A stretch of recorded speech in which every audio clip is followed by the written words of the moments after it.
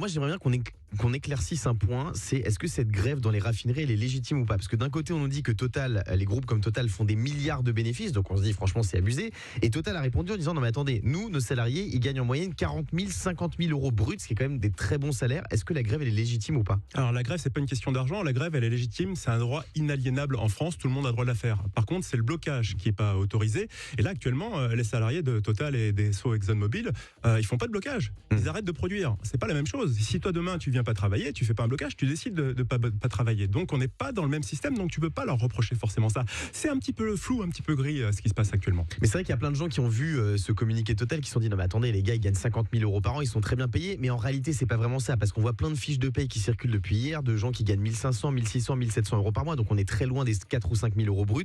Et en fait les groupes se sont exprimés, ils ont dit il s'agit d'une moyenne annuelle mensualisée. Certains opérateurs sont en dessous de cette moyenne et d'autres au-dessus, donc tout le monde ne gagne pas 5 000 euros chez Total, et donc il y a des gens qui gagnent pas très bien leur vie et qui ont peut-être raison de faire grève. Oui, Guillaume. Et pour aller dans ce point-là, puisqu'on parle argent, sachez que le patron de Total, lui, a plus de 5 millions d'euros par an.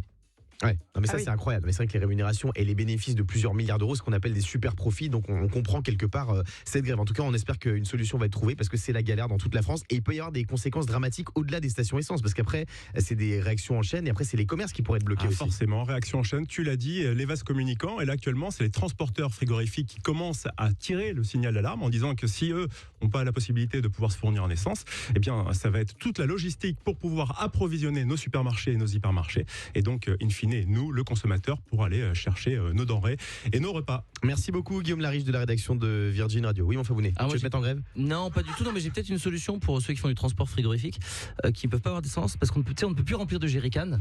Ouais. Mais j'ai vu qu'on peut quand même remplir des canettes de coca. Donc voilà, s'ils ont 250 canettes, ils peuvent se faire 3-4 litres comme ça en plus discrètement à la fin du plein. Merci les amis, dans un instant, le Dans la sauce. On va parler de cette histoire incroyable qui s'est passée dans la cantine d'un lycée. Des lycéens ont mangé des asticots. C'est un truc de dingue. On vous explique tout dans quelques secondes. À tout de suite.